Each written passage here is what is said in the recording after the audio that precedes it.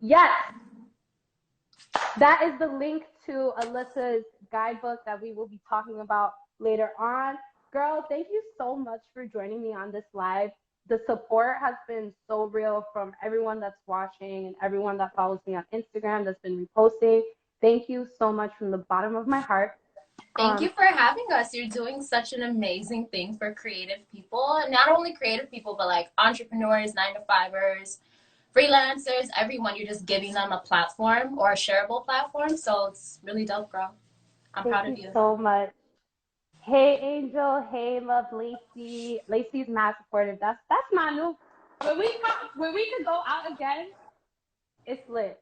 Love Lacey, you popping out with us. Anyway though, for those of you who don't know, Alyssa is a model. I'm an actress. We are best friends. Maybe you follow us on Heartbreak Experience. Maybe you follow her on her Instagram page.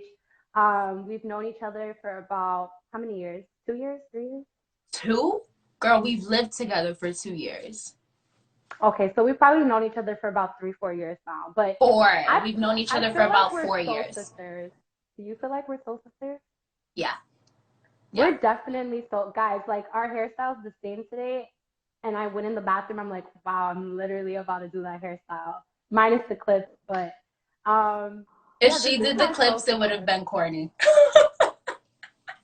OD, OD. But this is my soul sister, y'all. So if you come for her, I'm right there behind her. But let's talk about you being a model and your journey to getting to where you are now, to like the current effects of what's going on in your career. Because when I first met you, you was just kind of like indifferent about being a model, I think. Yeah, when I first met you, I think it was like 21. Yeah, I think we just turned 21. I remember. Yeah, we just turned 21. June. Yeah. Came to visit New York. Yeah. So I started modeling, like taking professional photos when I was like 19. I first worked with this amazing photographer in Chicago. His name is Charles Andre Thomas. He took a few photos of me and I was like, damn, I look cute. And he was like, yeah, you look good. You should actually try to do this. So I was trying to do it. I was getting booked by a couple like smaller fashion brands in Chicago and stuff, but I wasn't getting like the recognition I really desired. You know, like when you watch America's Next Top Model and shit, you feel like that's the level you're supposed to be on. Right. And I wasn't reaching that level. So I was like, okay, I don't want to do this anymore because it was killing my confidence. It was really killing my confidence. So I stopped doing it for a couple years. I started back up, I think, when I was about 23, which is a little bit older in the modeling industry. But I started doing it again when I was 23. I was actually thicker at the time too, but I actually started booking more jobs, which is really interesting. Like I booked a job with Nike. I started getting agency jobs. I got signed to an agency and shit like that. So that kind of like gave me a boost again in my confidence. So I'm like, all right, cool. I'm about to go hard with this. So I started modeling a bit more when I was 23 in Chicago. Later that year, when did I move to New York? 2018, summer. 2018, so that same year. You were going ham with the modeling. Yeah, I was going hard. She was going hard, creating her own like projects, photography shoots, and they had dope ass concepts. Your photography concepts or photograph concepts are amazing, by the way. Thank you. But yeah, thank you. So yeah, I 23, beginning of 2018, I was going hard with modeling in Chicago. I was signed to Lily's talent agency. They weren't getting me a lot of jobs though. Like you could be signed to an agency but still not get work. It's just like when you get signed to an agency, that's half the battle. Half the battle. You still have to be able to book jobs. So I relocated to New York City. I moved in with Victoria. We currently still live together. So later on, 2018, I think I was still 23 or 24. I don't fucking know. I was 23 at the time. I came to New York. I was still trying to get signed as a model, but I was just not getting signed. Like agencies were not fucking with me. I was going to open calls, state management, click models. I was going to all these open calls like once, twice a week, and they were not rocking with me. I was submitting online. I was doing photo She shoots. was I was, going hard, y'all. yeah. And when you don't get signed though, and you're going so hard and putting in so much time, it really just kills you. So I stopped for a little bit. I'm like, girl, let me get my shit together. Let me get a job. Let me get my money back up, because I don't want to keep hearing all these no's and be broke. You know, I'm in New York City. I want to live. I want to have a good life. So I stopped for a little bit. To come 2019, like around May, for some reason, I was just like, yo, let me apply to be a model again. I randomly one day said that. I was like, let me just apply to be a model again. And I sent myself to about only three or four agencies. Usually I would batch submit myself. So I had an entire list of agencies. And once a week, I would submit myself to every single agency on that list. Girl, I'm telling you, there was like 100 agencies on there. From Cali, New York, Chicago, Miami, Atlanta. No one would ever fuck with me. So this time around in May, I submitted myself only to about 3 agencies. 2 of them got back to me. One of them was the agency who I'm with right now, which is EMG Models. So in May, I met with them. I was nervous as fuck. They even made me walk. And if you know me in real life, I'm only 5'5". I'm not even 5'7". I'm short. I have a curvier body. I'm not like your typical like high fashion model, like the way a lot of people kind of think modeling is. And that was another reason why I was kind of like being down on myself with being signed, because I remember I would always tell you too, like, girl, I'm not going to get signed. Like, I'm short, or my teeth ain't straight, or I got a fat ass, you know? And Victoria would always tell me like, no, girl, they're going to like you because of that. Trust me, they're going to like you. So yeah, my agency ended up signing me. It's been going on a year now in May. I love them. I've booked really good jobs with them. I feel so grateful, so blessed to actually be where I'm at right now in my modeling career. I've worked with a lot of dope brands. I'm still able to have the freedom to create whenever I want on my own. And yeah, that's where I'm at now. And I'm 25, y'all, and I'm a fucking signed model. I got signed at 24. You don't even look 25. Like, to me, you look way younger.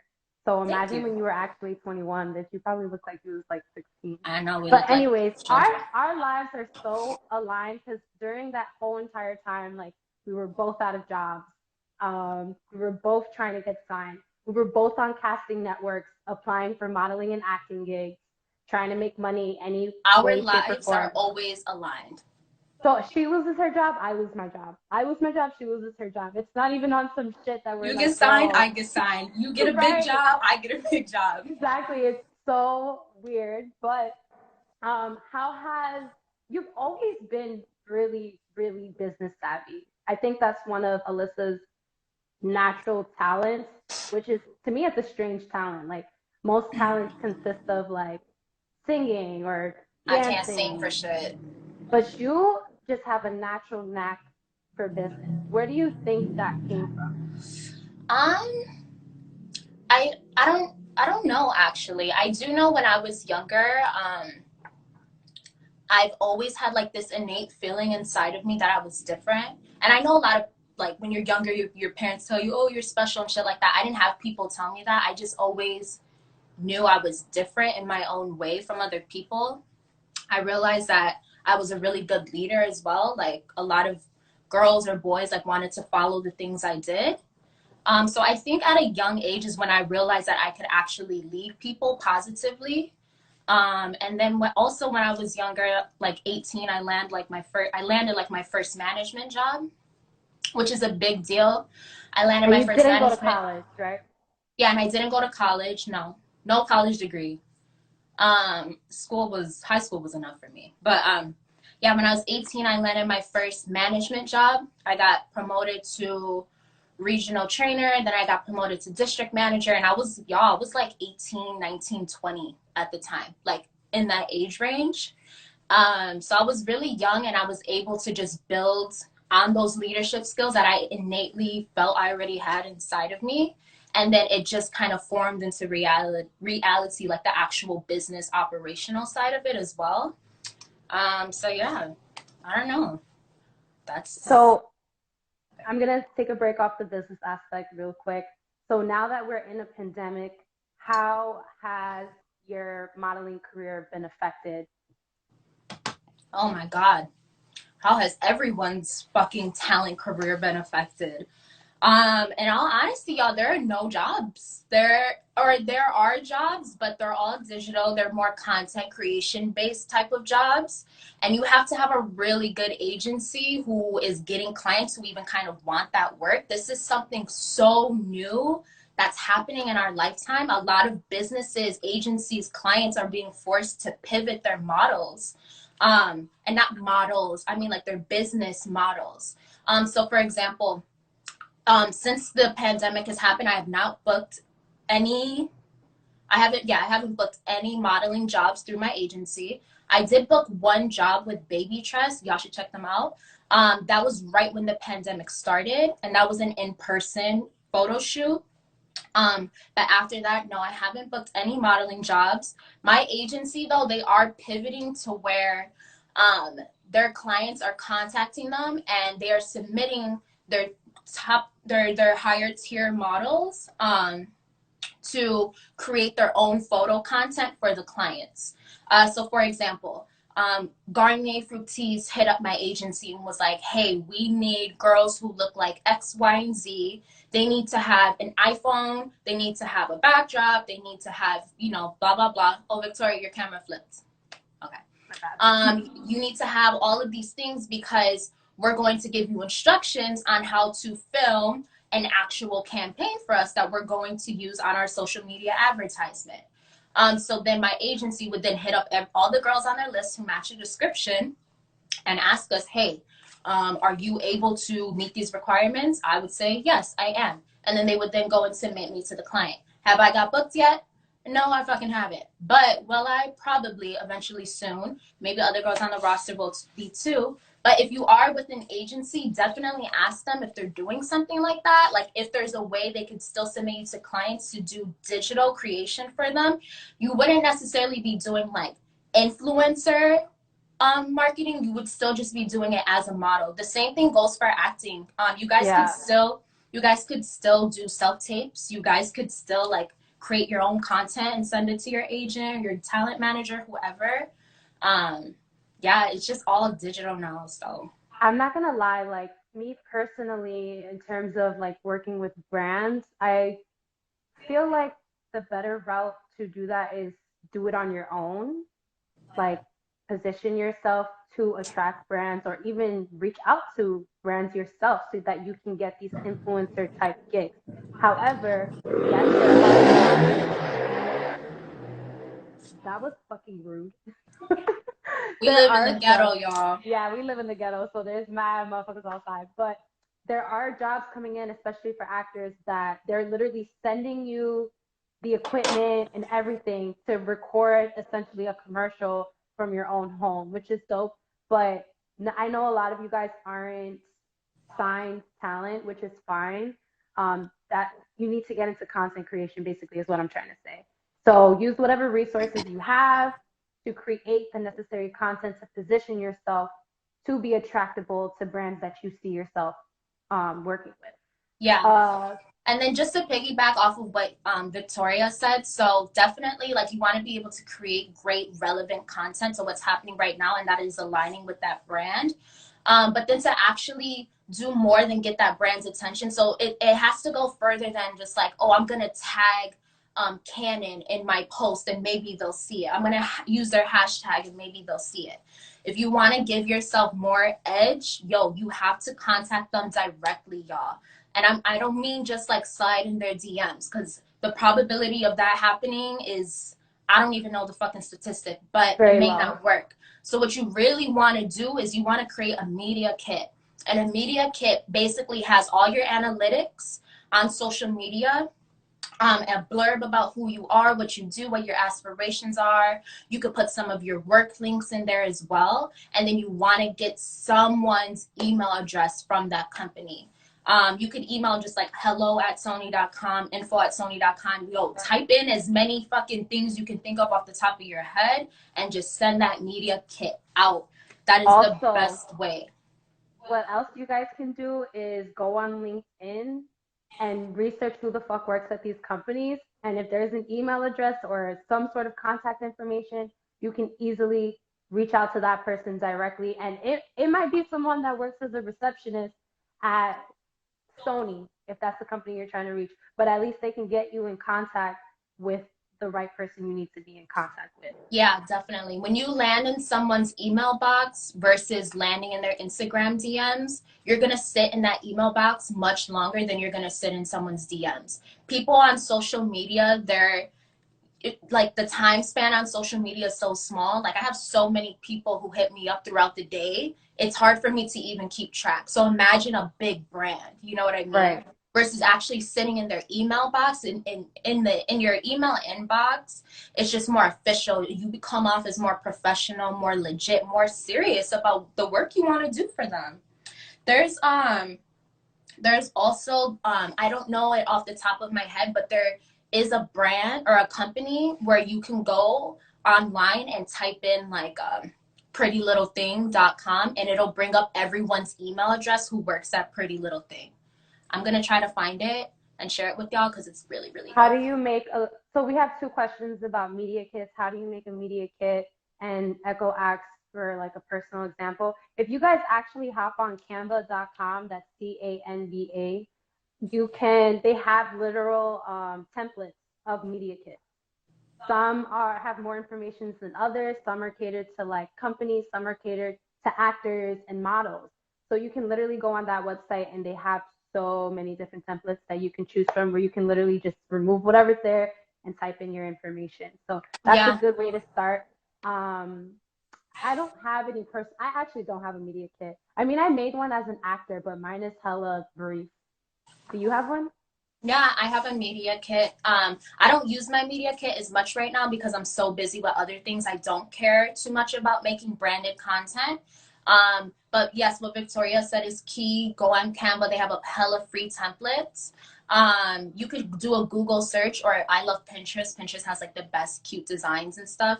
Just search like media kit examples or templates. If you want to hire someone, I'm actually able to design media kits. I'm also a copywriter, so I could do all your copy. I could do your design for a media kit. I know my homegirl Daisha does media kits as well. You can hit her up at Daisha Luz, DAYSHALUZ. So yeah, a media kit, like I said, it just basically consists of who you are on social media, and what kind of work you do, who you are, as a person, like outside of social media, meaning like your aspirations, the hardships you've overcome, et cetera, et cetera. So yeah. I do want to actually emphasize this one more time. If you're a music artist, if you are a makeup artist, media kits should be a staple in your career no matter what level you're at. For one, this is going to be the key thing to get you brand deals, to get you on those PR lists, to get you the free product that you see YouTubers and all these other influencers have that aren't even real makeup artists. I feel like real makeup artists deserve these things more than the YouTuber. So please get yourself a media kit. You can even hire someone on Fiverr to do this for you. And the prices will follow according to like what they charge. And musicians, y'all definitely need a media kit to show the stats of your music, where it's been, who you are, and like your stream numbers and all that. So media kits are key in the creative career. Aside from media kits, how are you right now utilizing your time during the pandemic now that we have all this free time? I mean, honestly, my sleep schedule's fucked up. So is yours. Um, I would say my free time though, so when I am actually awake, I've been trying to work out. Me and Bella, which is Victoria's sister who lives with us as well. We've been trying to incorporate movement into our daily routines because if we don't, we gonna get real big on That y'all. and we're a model and an actress. Yeah, we're on camera, so it's very important like to try your best to keep up with your physique if that's what you care about. I do a lot of reading. I'm currently reading Sacred Women and Seven Highly Effective Habits of Successful People or something like that. It's a long title. So I'm reading like one spiritual book and one like business book. I'm also working on my own business, which is what I actually spend a majority of my time doing. Stay booked and busy, which if you follow me, you'll see I've been talking about it a lot. Yeah, so what is Stay Booked and Busy? So stay booked and or it's actually booked and busy. I just said stay booked and busy because that's the at name. But booked and busy, it's a social literary club for millennial women who are interested in amplifying their well-being and increasing their personal cash flow. That's like my pitch. As y'all can see, that was like a quick little business pitch. But in more broken down terms, basically what my brand is we are a digital and potentially in real life platform that's going to help millennial women cultivate a healthy relationship between their mind and their money, and marrying the two to inherently link them. So what that means is like money comes with emotions, right? Money can make you happy, it can make you sad, it can make you depressed, it can make you angry, it can make you excited. And emotions are part of your well-being. Money can make you stressed. Money can change your entire life, whether in a positive way or in a negative way. So what Booked and Busy does is we give you the tools to understand what financial literacy is, as well as to help align you with the highest, most like, I don't want to say positive, but just like the highest, most relaxed, peaceful version of yourself. So when you actually do manifest that money, you Right. feel you're in a good headspace, mental space, emotional space, physical space to actually do good with that money. And what have you done so far to grow your business during this time? Because we're not making any money. A lot of people that have business ideas are probably sitting at home thinking, well, I don't have a job, or how am I going to get this up and started now that we can't work? How have you been able to grow your business? So, oh my God, online right now is the best place to be. Um, it sounds very opportunistic, but the reality of it is everyone's focus right now is the pandemic. So you have to make content that is relevant to the pandemic or outside of the pandemic in the future. You have to just be on top of trends. So what I do, I actually was trying to batch task my social media content, which means like I was trying to create all of my content for a month in advance. However, if you do social media, you know that every single day there's something new that's trending, right? So you're not always going to be able to plan, meaning you're always going to have to be working. So I create as much relevant content as possible, very engaging content. You want to do content that people swipe through because it makes them stay on your account longer, which is great engagement for you. I focus a lot on metrics that aren't likes, but they're comments. They're bookmarked, like the saved ones, and they're like reposts to your stories and sends. All four, those four are like those are like hyper metrics.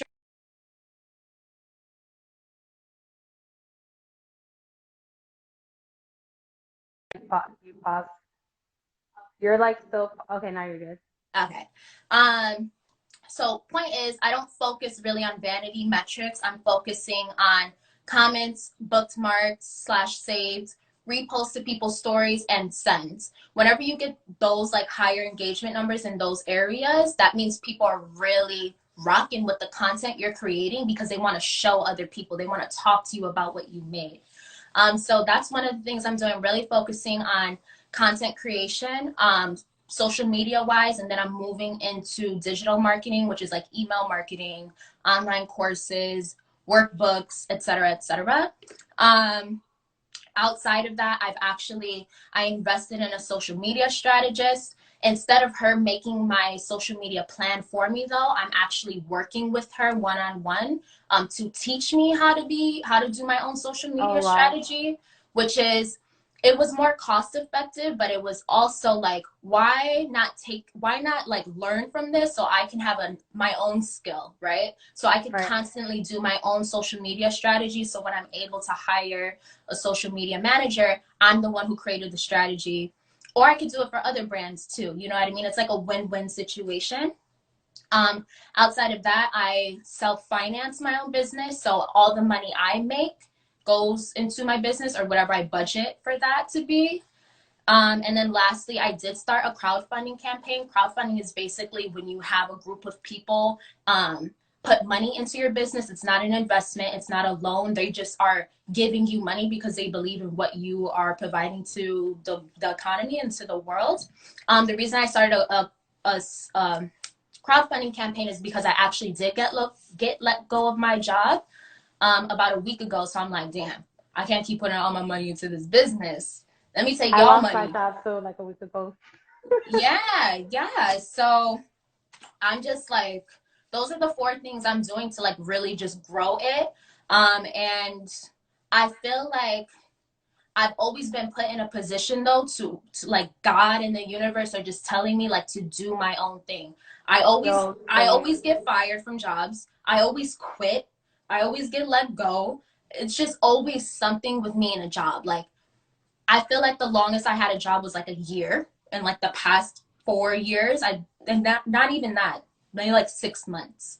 And it's not because I'm a bad worker. It's not because I have a bad work ethic. I'm actually very, very, very good worker. I'm very intelligent. I'm very savvy. I'm very quick learner. But I think it's because the universe is telling me to do my own shit. And that's where we are right now. Agreed. Do your own shit, y'all. Do your own shit. Do Be your own shit, self-sufficient. 2020. Look at her starting her business, funding her business, taking the necessary steps to learn every task necessary to make her business successful. As a boss, you need to know a little bit about every part of your business, whether you are an actor, a musician. If you're an artist, you want to learn how to engineer, make beats, or at least understand how that shit works. Yes. So At you're least putting out, understand it. Exactly. so you're putting Because out good shit. what ends up happening as well is when you depend so much on other people to deliver those values for you, or not those values, but to make those deliverables for you, you're just giving away so much power, and you're putting your baby, something you believe in, something you love, in someone else's hands. And if they're not able to deliver to the caliber you want, who can you be mad at? Are you going to be mad at them, or are you going to be mad at yourself? So, but I mean, for some people that works. So for some people, they do like to hire other people to carry out tasks for them. And that's completely fine, because I'm like that as well. But as of right now, I can't afford to hire other people to carry out tasks for me. So I'm going to learn everything about my business, whether it's modeling, booked and busy, an app, whatever I create and ideate, I'm going to learn as much as I can about it. So when I do hire someone else, they ain't going to have me fucked up, because I know the ins and outs of it. Right, exactly. And just to share an experience, I actually used to work with someone who would hire people, and don't ever think that just because you're paying someone, you can trust them with everything. Like, no one knows your vision like you do at the end of the day. Like, people aren't mind readers. It doesn't matter if you're paying them. It doesn't matter if you guys signed a contract. At the end of the day, your baby is your baby. Just like, literally, that's how you have to see it. Just like you pay a babysitter, at the end of the day, if That's there's an your apocalypse baby. going on, Yeah. is the babysitter going to save your baby or her baby? Exactly. They should going to save her baby. So that's a great analogy. Yeah. Never lose sight of your baby. Your projects. Yeah. Someone actually, Echo said, both of you are very inspirational. In what ways do y'all plan to affect change in your hometown? Well, me and Alyssa actually have a really great collaboration idea that we're working on. Which we're going to hold off on all the details. But yeah.